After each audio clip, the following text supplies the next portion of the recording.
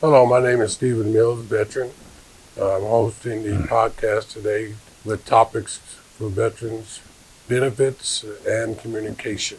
My name is Dr. Carl Forkner. I'm a research psychologist, a 28-and-a-half-year Navy veteran. Currently, I am in my 11th year of serving veterans with disabled American veterans. Glad to have you here today. I understand you have a book you would like to introduce. I do. It's based on my year-long study of veterans with PTSD. It is called Beyond the Diagnosis, Why 60% of Veterans Stay Broken After Therapy, and the Moral Injury Framework that finally heals them. It's available on Amazon in Kindle, paperback, and hardcover form. It's been my experience that as we were talking about the topics for today is communication and claiming benefits. It's been my experience, and I can only speak for myself, is that I had no earthly idea about what PTSD was. When I did find out about it, it was only because I was telling my story as to what happened to me when I was in the military and how my eye got injured. It was a doctor, not a doctor, but a treatment counselor specifically told me, so how is your PTSD treatment? And I was like, well, what does that mean? And she's like, you don't know what PTSD means? I said, no. She goes, sir, you clearly have PTSD. Why don't you file a claim? How do you file a claim? So they helped me file a claim. And they came back and they said to me in a letter, we have received your claim for PTSD, and we find that the findings of your claim does not meet PTSD criteria. So here we go again with communication. You know, how is it that a clinical counselor for PTSD can say, yes, you do have it, but yet when you go and file a claim, it goes before I believe they said it goes before a panel of doctors or clinical treatment counselors or whatever, and they make a determination. And see, and that's the reason why with Carrie Productions, she's dealing with a lot of veterans that are demonstrating PTSD simply because they're frustrated with being denied. They're not being informed, they're not being treated. And so what would be your view of how to maybe navigate a tackle to deal with this for veterans? That's a great question. First, I have to clarify what the VA really is, okay? The VA has three major parts. The Veterans Healthcare Administration, which is the hospitals, the clinics, the providers. Right. The Veterans Benefit Administration, which is the part that adjudicates your claims and determines whether it's service-connected or not and what the severity is based on what the exams say. And then the National Cemeteries Administration, which hopefully none of us need anytime soon. The VHA, the Healthcare Administration, all three hospitals this past year got a 5-star rating from the Joint Commission. National Cemeteries Administration here in Arizona got the highest marks that could be received on their reviews. And then you have the Veterans Benefit Administration. That's where your problems are. Over the last couple of years, they've hired about 13,000 new people. Most of those are not veterans, so they have absolutely no context as to what a veteran goes through. There is a book, Code of Federal Regulations 38, and Part 4 of that book defines the criteria for each step of percentage of compensation for each compensatable disability. Okay? So what happens is you file your claim. The VA gets your claim as the Veterans Benefit Administration. They look at it and they determine what compensation and pension evaluations need to be done to validate your claim. So they send you a letter saying you're going to see this provider this date, this provider this date, this provider this date. Maybe for a hearing test, It may be for an orthopedic issue. It may be for a mental health condition. But there are 4 contract agencies here in the Central Valley that do those. They are not VA providers, so they take that bias out. Our focus at DAV, and as well American Legion and VFW and Arizona Department of Veteran Services, is to get you the benefits that you have earned, and we will not quit until we have turned over every pebble. One case that took almost 5 years, finally won it, and the individual is getting her spousal survivor benefits and a $93,500 back paycheck. So we don't quit, all right? Even if you want to quit, we try to talk you into not quitting because you've earned those. They're not a gift. That's something that you raised your hand, wrote a check, up to and including your life, not really knowing, in many cases, what you were stepping into. You went and you did what you were told, and you came away with either some physical or psychological issues or both. Those need to be addressed, and they shouldn't come out of your pocket. That's something the VA was established to take care of. And so right now there's a bill in Congress that put together the Major Richard Starr Act, Love Not Lost Act, and a bunch of other things. That those first 2 are the worm on the hook to bait legislators into voting yes for it. When in reality, if it passes, it's going to rob generations of veterans of service-related compensation. Yeah, and it's unfortunate. It's a matter of Congress using veterans to balance their budget. Oh, and for communication, let me talk to that for just a moment. You are exactly 100% right that there are people out there that have absolutely no idea where to go or what they need to be able to get their benefit. We try to put the word out. We go out into the community, give talks at all kinds of places about how to go about it, that we're there to help. We can help you get those benefits. Our national commander for disabled American veterans, Coleman Nee, one of his main points this past year of his term as commander was get up, get out of your chapter house, go out into the community where the veterans are. They're not going to walk through your chapter house door. Go to where they are and serve them. And that's what we've been doing. In fact, the local chapter here in Mesa is opening up 4 satellite locations around the East Valley so that people don't have to go a long way to get their work done, and they can be present in the community to let people know they're there and what they can do for them. Here recently, within the last 2 months, I've had the opportunity to sit at a round table, and I've sat in a community table of people that are, quote, quote, looking to assist veterans in navigating through these things. And the thing that I found very strange is them hearing the stories of veterans and veterans' families, how people in the government office, locally and whatever, they had no earthly idea that these things were going on. And so that's why when you say it takes a diagnosis, not only for the veteran, but also for those that are in position to make changes or to navigate a veteran through these things. Mm-hmm.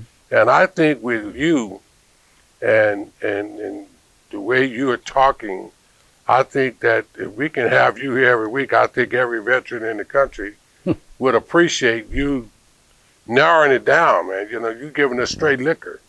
You're not adding no water to it. You're just giving us straight liquor as to what's going on, why it's going on, and where it's going on, and how we can help you, like you said, going out into the communities. And the one thing I did share with the Attorney General's office at the roundtable, when they asked me They said, Stephen, if you had one thing you could say that we can do to help veterans out in the community, what would you say? I said to them, like what you just said, why don't you go out into the community and talk with these veterans? Because veterans are scared to approach certain places or certain circumstances because they just don't know what they're going to have to deal with. But you going personally, shaking their hand, making them comfortable, and saying, okay, I'm here to help you, then that gives them the hope. That's what we're looking for, the word, hope, of what can these people really help me do to do better than being homeless. The critical part, how do you find somebody to help you? I can answer that question in 3 letters, DAV, Disabled American Veterans. That is our bread and butter. We have thousands of service officers across the United States. We have 100 service officers just here in Arizona. We get trained every year. We do, give you an example, the Mesa chapter here, this past year, they did 55% of this total statewide claim. It's a busy area. We have a lot of veterans here, over 110,000 in Maricopa County, and about 460,000 statewide. Our mission is singular in nature, to empower veterans, their families, their survivors, and their caregivers to live high-quality lives with respect and dignity. That's the bottom line. That's not just doing claims. That's helping them by doing claims. We also can do emergency financial assistance. I've got a veteran we helped get weekly food deliveries to because of their situation. They were getting ready to have to move into their vehicle. The father was selling plasma twice a week to make ends meet. That's not right for a veteran. So we do our best to bring all the tools we have to bear for claims, for financial assistance, for food insecurity, for employment, and a big one for us is advocacy, both here at the state capitol, and we have a full legislative affairs office in Washington, D.C. that is on Capitol Hill every single day. Okay, so when you say you have advocacies in Washington, D.C., so say, for instance, you had a veteran that is here in Arizona, but he did all of his services in the state of Texas. Would you still have access to getting those files and still assisting that veteran? Absolutely. If he or she had used DAV in the past to help them with claims, we would be able to access those right away. If not, we have them fill out what's called a power of attorney form. The only thing that gives us is their designation of us as their representative with the VA.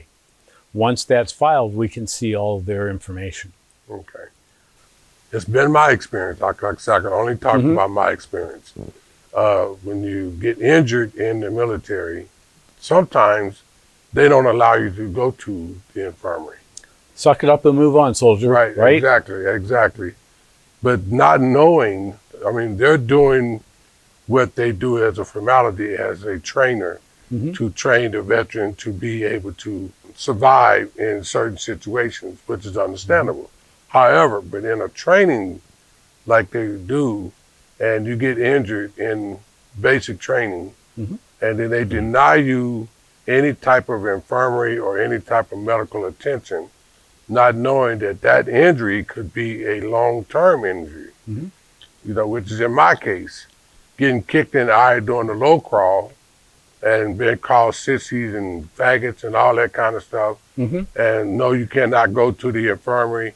And then 2 years later, after going through those 2 years with an eye big, dealing with headaches, can't sleep on certain side of the bed or whatever, due to this injury, to where, again, when I got a chance to tell my story to others, they were like, well, that's not right. And sometimes those things do happen where the drill sergeants will not allow you unless you're bleeding or you're on the way to the emergency room. So my thing is, when you're dealing with, the DAV, I'm very close to the DAV 20 right now. And I believe this with all my heart, simply because I am a veteran. I have been out there homeless. I ran into people that do care about veterans. Like you said, you're not alone. But they won't know that unless you show that love or show that care. Because to see it on TV, yeah, we hear this, we hear that, but where is the action? Love is an action word. And I can truly say Carrie and Dana and certain other people in or different organizations have shown that, because they actually go out and shake a person's hand, give a person a hug, and like you say, drop a box of food out here. I was just in the neighborhood, here's a box of food. See, that kind of stuff right there encourages a veteran to say, you know what, I want to see how I can go further, and get in the assistance. Like with me, right now where I'm at, I think you and I talked about my injury to my eye, and I did refile, because they told me that I had to file the DAV 20, refile my claim. So at this time, I have a docket number, and it's been going on 3 years now. But, they had me to file a hardship to see if they can move it up. Well, they denied it. So now I'm just waiting on a docket. Now, when you were talking about the VSOs, those guys are hard to talk to, because their point is, why do you want to talk to me now and you don't even have a date? Well, I want to, and this lady down there told me, she said, Stephen, this is your one-shot deal. When you go before that board, that's your one-shot deal to tell your story and to give up your documents to prove your case. Well, the VSOs now, the day before, just let me know that we can sit down and talk. I don't think that's enough time to prepare. I want to, when I walk in there, I want to walk in there with everything I need to where when those people ask me to get up and speak, not only do they hear me, but they'll read it and they'll see it. You see what I'm saying? Absolutely. But there's certain words, and I know you know this, because I can hear it when you talk.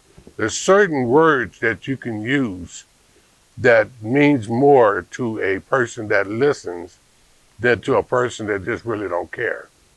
Like you said, down at the grassroots level, the veteran who is sitting there in a shady place up against a building doesn't have a home to go to, doesn't have food. There's this, I guess, this traditional feeling that homeless people are all drunks and drug addicts. Right? And that just exacerbates the problem for our homeless veterans. But I have had times when, hey, why don't you come on in here, let me buy you some lunch. Or, hey, let me come in here with me and let me get you a drink. What do you need?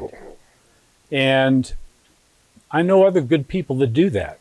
An example, we're working with the Navajo Nation.